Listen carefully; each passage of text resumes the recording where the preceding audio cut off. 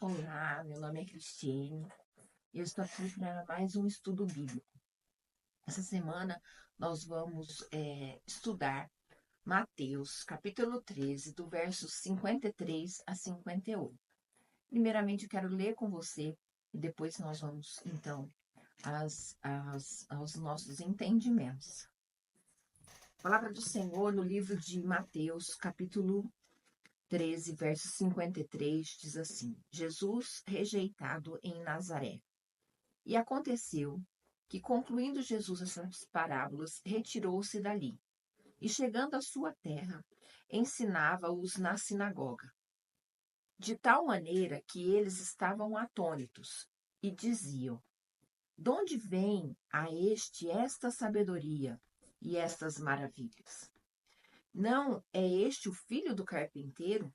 Não se chama sua mãe Maria e os seus irmãos Tiago, José, Simão e Judas? E não estão entre nós todas as suas irmãs? De onde, pois, vem a este homem todas essas coisas? E se escandalizaram nele. Jesus, porém, lhes disse: não há profeta sem honra, a não ser na sua própria terra e na sua casa. E não fez ali muitas maravilhas por causa da incredulidade deles. Nessa passagem, para entender, Jesus tinha feito muitos milagres, já tinha feito muitas curas, e ele estava falando em parábolas, ensinando, né? E depois ele resolve voltar à sua terra, que é Nazaré. Estando lá, ele foi até a sinagoga, que era um costume da época. Diz a palavra que num sábado ele foi até a sinagoga. E a sinagoga, quando o povo de Deus foi para o exílio, a sinagoga era usada como um ponto de encontro, onde eles podiam ler a palavra de Deus e tecer comentários.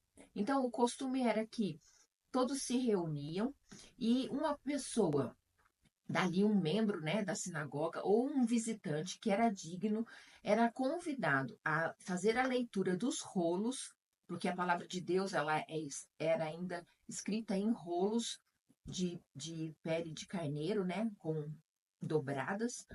E então se trazia esses rolos ao lugar correto, onde dava para abrir, e esse membro ou convidado, ele lia o rolo e depois ele tecia comentários pertinentes àquela leitura que ele fez.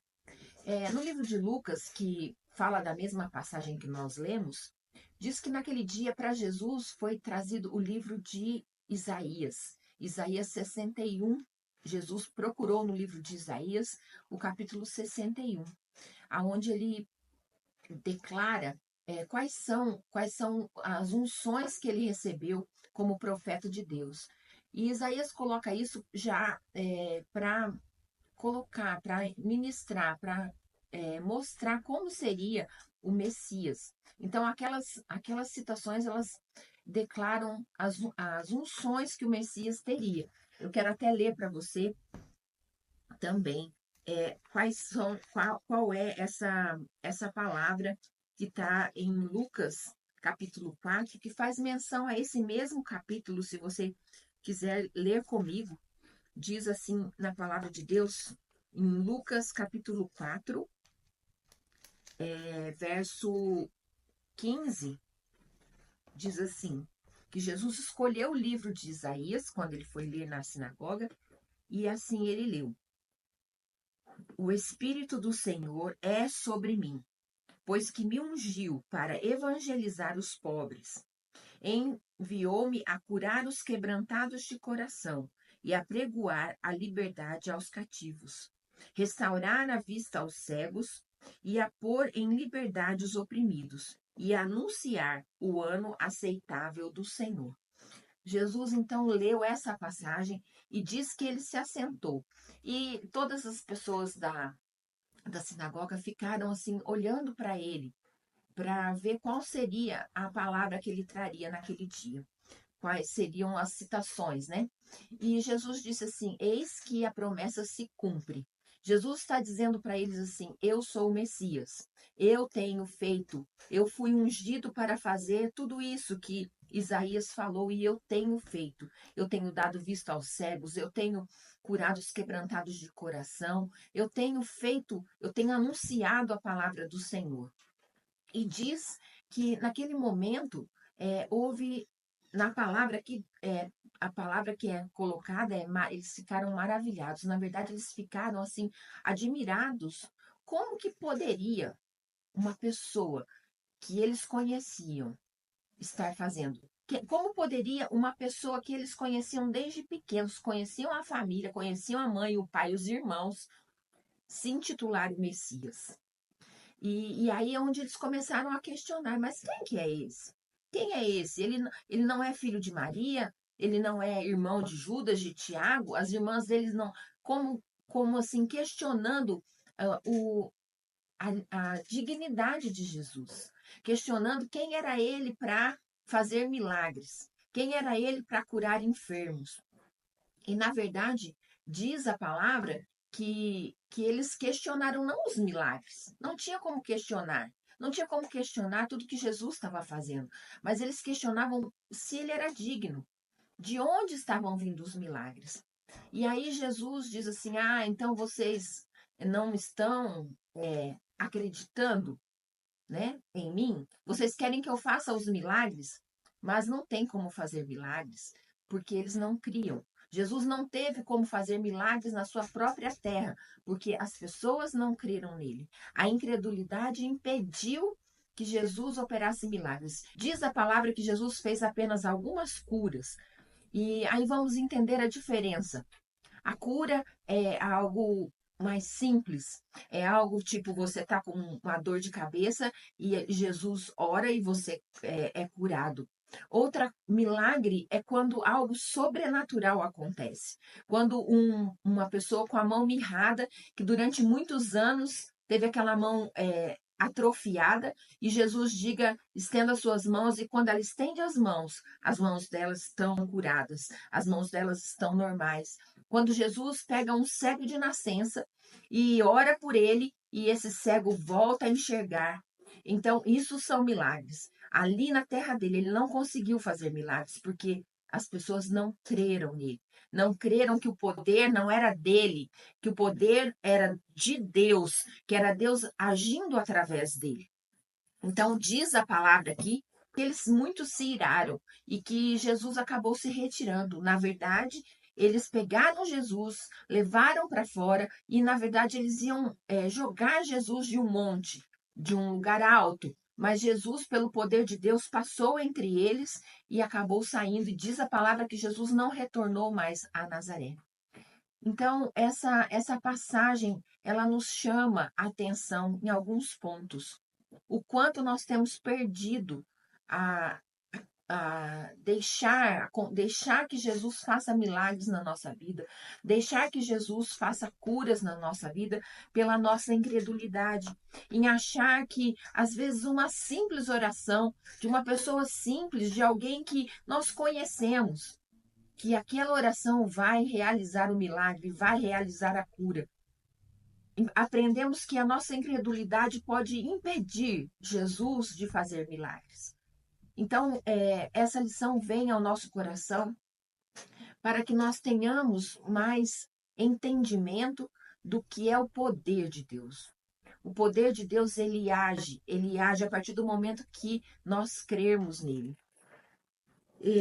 Muitas vezes nós nos apegamos às nossas crenças de que o poder é de quem está orando, é da pessoa que está impondo as mãos, que é ela que vai fazer, mas quem é ela para orar por mim? E, na verdade, Jesus aqui nos ensina que o poder é de Deus e que a fé no nome do Senhor continua operando milagres. A fé no nome de Jesus continua operando milagres, continua operando curas. Que nós devemos nos colocar, nós devemos crer, nós não devemos impedir a ação de Deus, porque Jesus é o mesmo ontem, hoje e eternamente. E através do nome dele, as curas continuam acontecendo, as libertações continuam acontecendo sobre a nossa vida, sobre a vida daqueles que amamos. ele continua operando. E nós, para sermos, então, beneficiados com a graça do Senhor, sermos beneficiados com o poder do Senhor, da nossa parte, apenas basta crer. Crer que Ele pode. Crer que Ele pode contra todas as evidências, contra todas as falas, contra tudo que nossos olhos veem. O Senhor Jesus pode. Ele pode. Ele tem o poder. Amém? Gostaria de orar por você, orar junto com você e pedir a Deus que nos abençoe. Amém? Vamos orar. Senhor, meu Deus e Pai, nós te pedimos, Senhor, nesta oração, que o Senhor nos livre, Senhor, de toda a incredulidade, que o Senhor nos livre de todo engano, Pai, de todo orgulho, de toda soberba, que nós possamos estar totalmente rendidos a Ti, crendo no teu testemunho, Senhor Jesus, crendo no teu sacrifício, crendo no poder do Senhor sobre todas as nossas vidas, Pai. Em nome de Jesus, abençoa-nos, Senhor. Concede-nos, Senhor, um milagre, não somente físico, Pai, mas concede-nos, Senhor, um milagre, Senhor, que o nosso coração seja quebrantado, que o Senhor venha curando as nossas feridas, Pai, que o Senhor venha curando, Senhor, todos os nossos traumas, todas as dificuldades que tivemos que deixaram marcas, Pai, que o teu grande poder possa, Senhor, nos transformar em novas mulheres, novos homens, Pai, para a honra e glória do teu nome, Senhor. Que o Senhor esteja conosco, que o Senhor esteja com cada um de nós e que nós possamos ter uma fé aumentada, crendo que o Senhor é Deus, o único digno de honra, glória, poder e adoração, Pai. Assim eu te peço, Senhor, abençoa-nos em nome de Jesus. Amém. Amém. Espero que esse estudo tenha falado ao teu coração, assim como falou ao meu, que nós não devemos limitar o poder do Senhor, não devemos limitar as bênçãos dele. E muitas vezes essas bênçãos elas vêm através de pessoas que estão conosco, que estão ao nosso lado. Nós devemos estar atentos ao agir de Deus, através da pessoa, às vezes, mais simples, da mais improvável que Deus coloca no nosso caminho.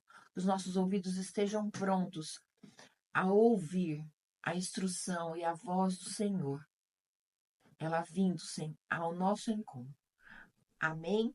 Muito obrigada e até o próximo estudo. Que o Senhor te abençoe e abençoe sua casa, sua família. Amém.